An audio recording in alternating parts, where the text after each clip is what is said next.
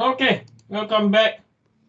So we are constructing a merchant circle. So we have defined what is NC, and we know this angle over here is 90 degrees. Okay. Then from the tool,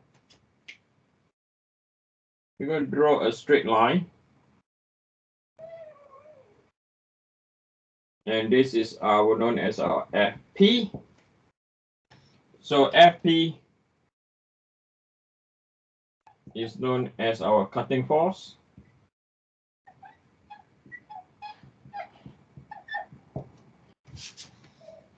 And then over here coming down,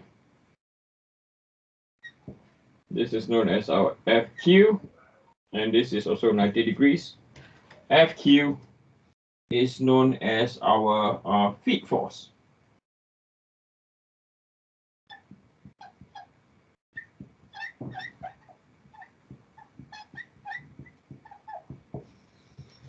Then we have an Fs.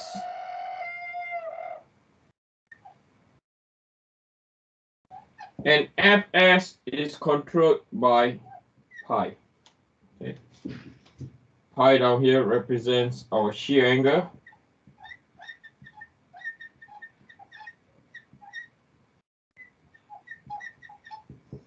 And our Fs is a force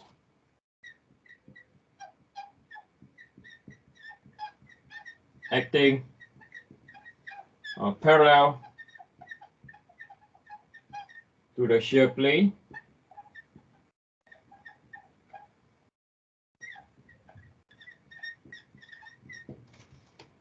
And again, from here, this is 90 degrees. This is our NS. So NS is a force acting perpendicular to the shear plane.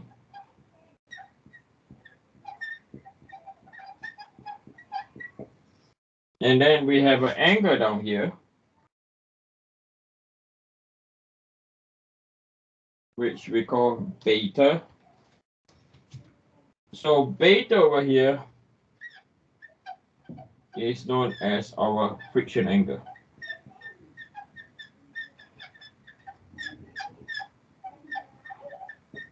Okay. So this is the mechanics of cutting. Okay. So we know in order to construct this circle, okay, I'll write down here.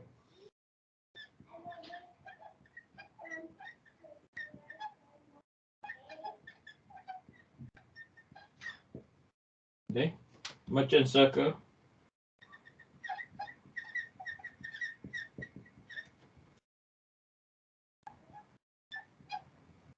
Okay. FP, FQ, and pi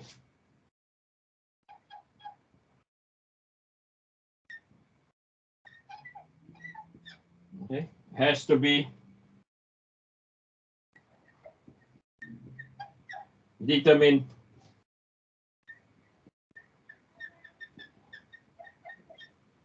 experimentally. Okay. Later we'll see how we can predict the shear angle, but now we have to find FP, FQ, and pi experimentally. Okay. So the first thing we're going to do is, if we have to calculate the stresses acting on the tool, right, we need to determine what is FC and NC. FC will affect the shear stress on the tool. NC will affect the normal stress acting on the tool. Okay. So how about we do that? Remember, FP and FQ are determined experimentally, and this is also determined experimentally. Now we want to determine the stresses acting on the tool. Okay. Now how about do we do this? And it's not difficult at all. It's pretty straightforward. Okay. So I'm going to write a set of formula. Okay, and it's just vectors. Okay, just vectors. This part is a Does the n at each one of those definitions mean newtons? Yes, except all the angles. Okay. Okay.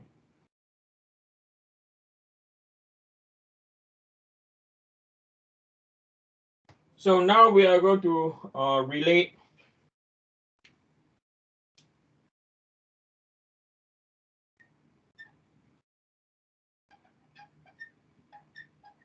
relate FC and NC as a function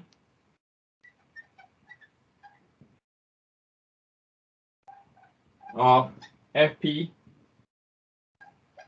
and FQ and alpha. Okay, so alpha is a set perimeter. So what do I mean by a set perimeter is determined by U. If you want to use the right angle as 5 degrees, it's 5 degrees. If you want to use minus 5 degrees, minus 5 degrees. Okay, so FC and NC can be used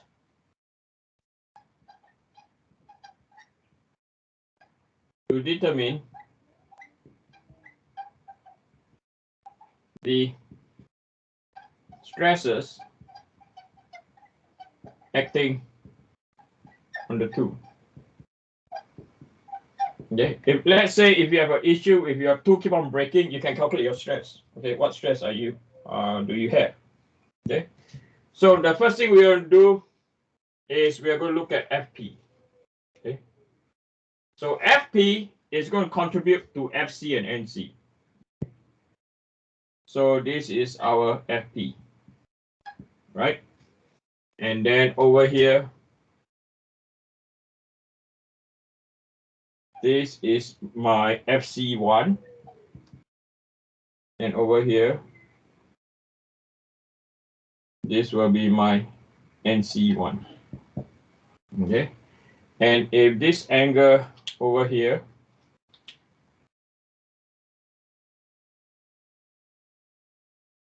is alpha, okay, this over here will be alpha. Okay. So we can now determine FC1. So FC1 is equal to FP sine alpha. And if you look at FC1 and FC, the direction is the same. You put a plus. Okay.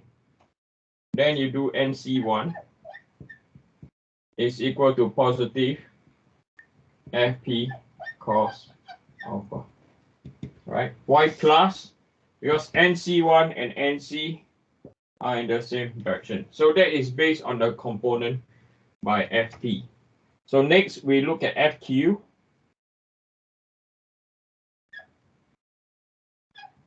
Right? So FQ, you can see that I'll try to draw it parallel. Okay. So this is your FC1. What is different now is your, sorry, FC2. And now this is your NC2.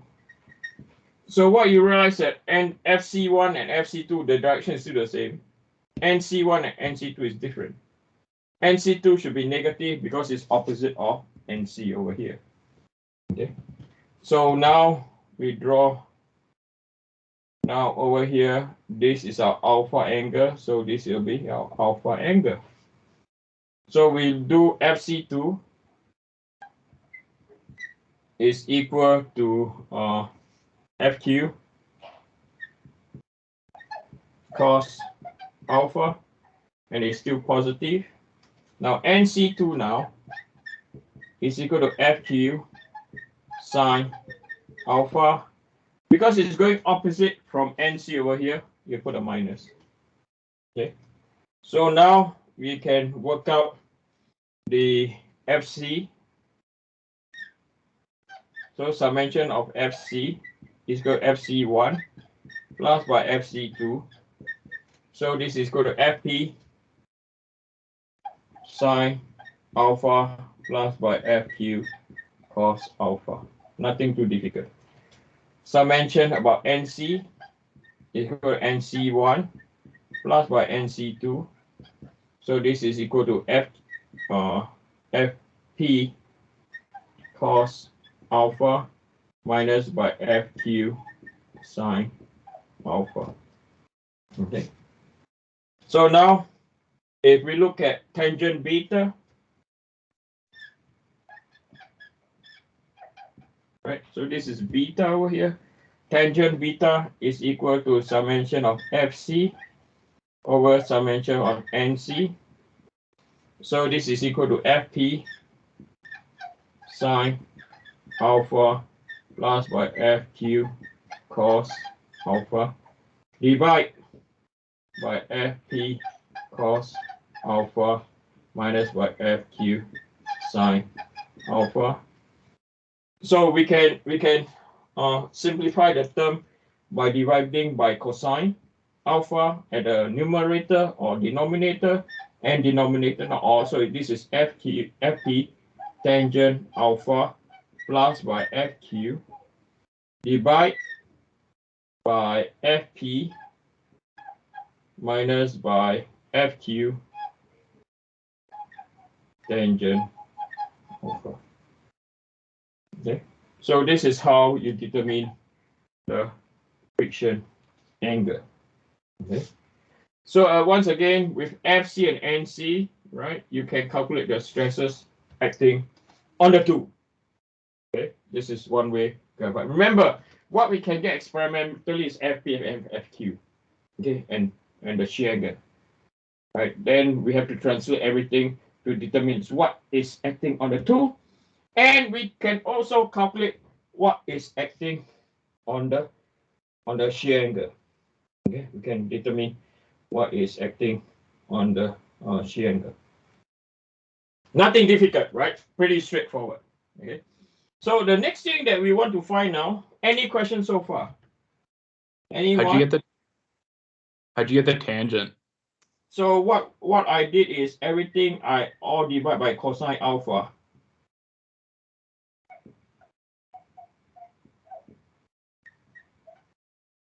Okay. So this will become tangent, this will cancel out to become 1, right? This will cancel out to become 1, right? And then all these are tangent. Okay.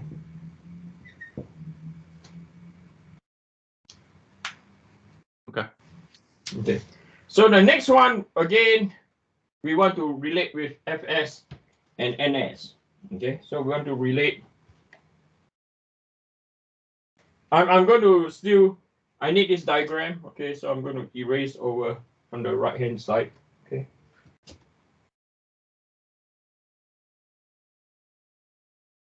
So I'm going to relate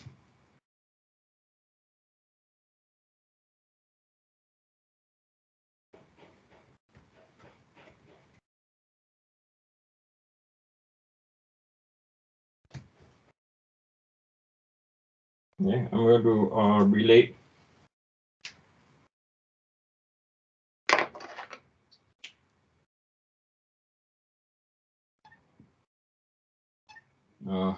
Fs and Ns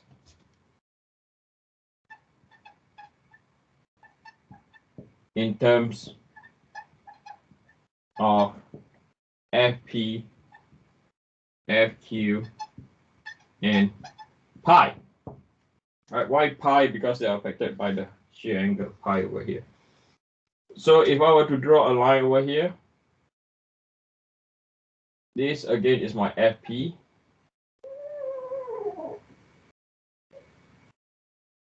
This is my shear angle. Right? So this is my Fs1 and S1. Okay, so you see Fs1 and Fs in the same direction, Ns1 and Ns in the same direction. So you now can write Fs1 is equal to Fp cos pi. Okay, and S1 is equal to Fp sine pi.